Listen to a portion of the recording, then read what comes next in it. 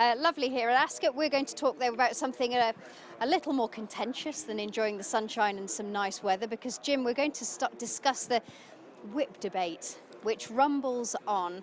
It's come back into focus again because, of course, Hayley Turner was penalised for going over when she won at Royal Ascot.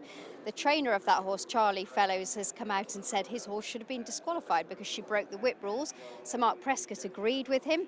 Many people don't. Which way are you looking at it? It could be a disaster for the betting industry. Should the jockeys be penalised more heavily? Do you think we've got it quite right, or something completely different? Well, why have we got rules and why have we got a whip? I'm not happy and haven't been for years with the current situation, and I think this latest debate, which has got a lot of mileage in the Racing Post, and let's be quite clear about this, surfaced on Nick Luck's show last weekend when, as you said, Charlie Fellows said he felt his Royal Ascot winner should be disqualified. A whip is designed to make a horse go forward in the finish to help a rider. It's also for safety purposes, etc., etc. We're now at the stage where if you use it more than 7 times in a flat race, it will trigger an inquiry, and if you've exceeded it by a certain amount, you're liable to fines and suspensions. Hayley Turner's just ridden a race there at Ascot. Compared to some of the senior jockeys that ride and use a whip, she's got all the strength of a junior Disprin. That finish was in rhythm, it was nice. Okay, it was more than the prescribed 7 hits. If that ride is worth a fine of £1,600 and a 9-day ban, I think racing is going in a seriously wrong direction. I'm sick of hearing about it damages image. Oh, people don't like it. Well, so when 4 handlers or 5 handlers who do a very brave job are shoving a horse into a cramped space, which sometimes occasionally rears up, injures one of the handlers, or maybe kicks one of them, or the jockey on board, or the horse bangs its head. Is that cruel?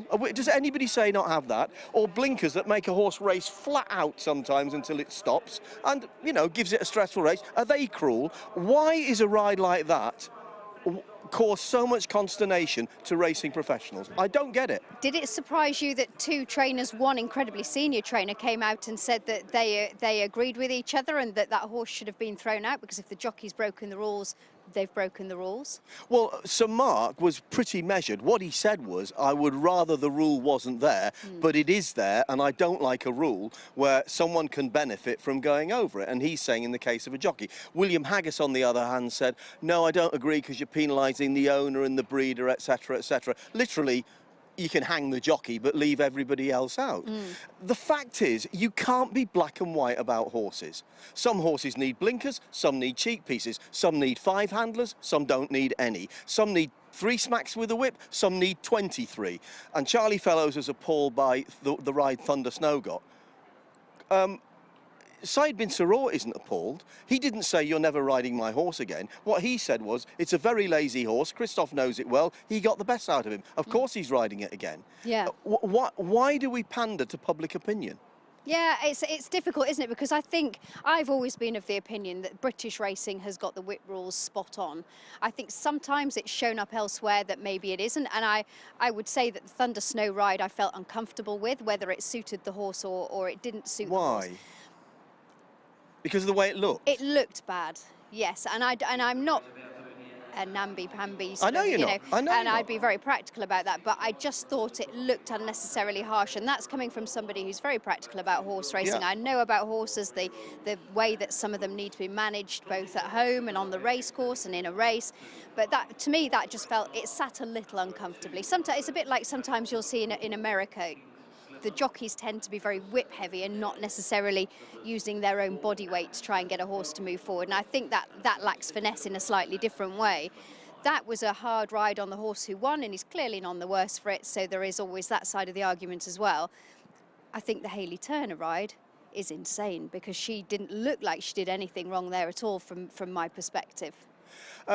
Personally, we've had big changes to stewarding on British racecourses in the last 18 months. It's supposed to be more streamlined. We've removed a lot of the amateur aspect of it, wrongly in my opinion, because I think some of the people that gave up their time were actually very good and had no axe to grind, where it said some of the professionals who are now involved, ex-professionals, may go down that route. I'm not sure whether they do or they don't. But I'd say, if it looks wrong, okay, and I get your point about Thunder Snow, In most things in life, if they look wrong, they probably are to some extent wrong.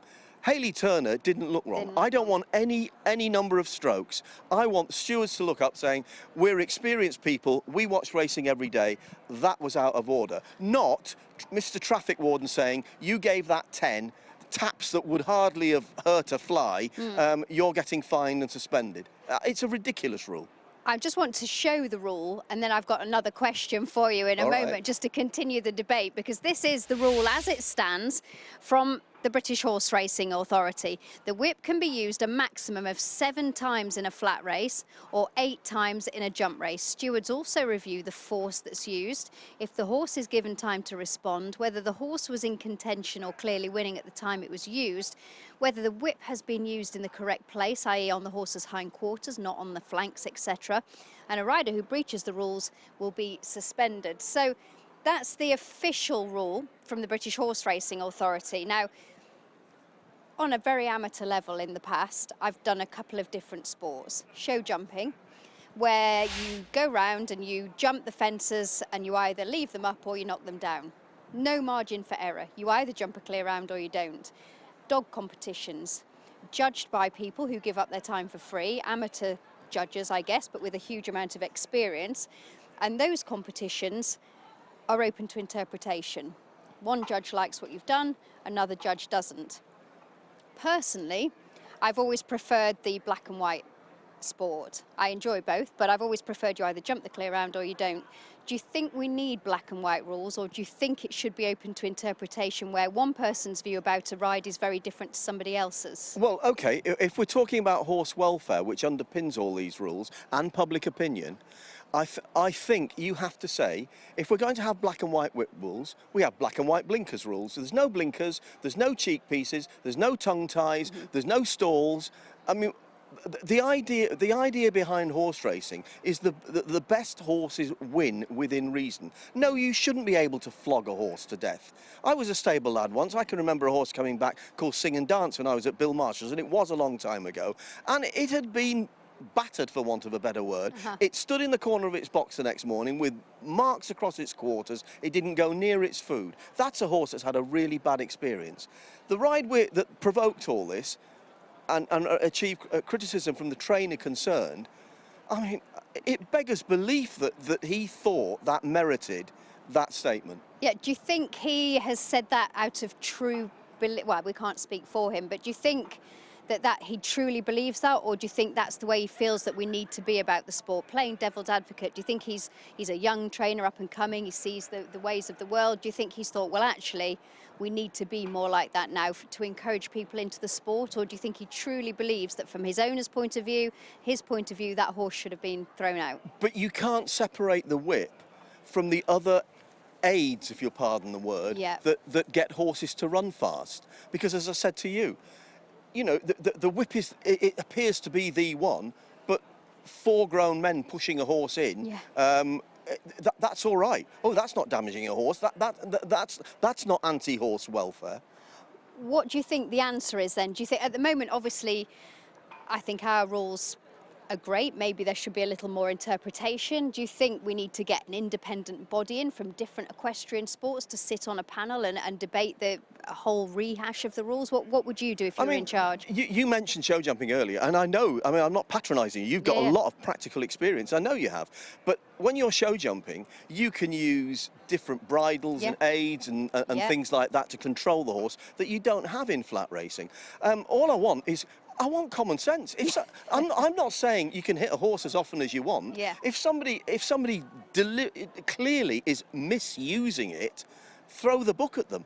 But Hayley Turner's ride at Royal Ascot was not an aggressive, unpleasant ride, in my opinion. Do you think the stewards are hamstrung? Yeah. Do you think they're there going, oh no, she's hit the horse so many times, we have to do something about it? They get into trouble if they don't. Yeah, I think we're on the same page, playing devil's advocate.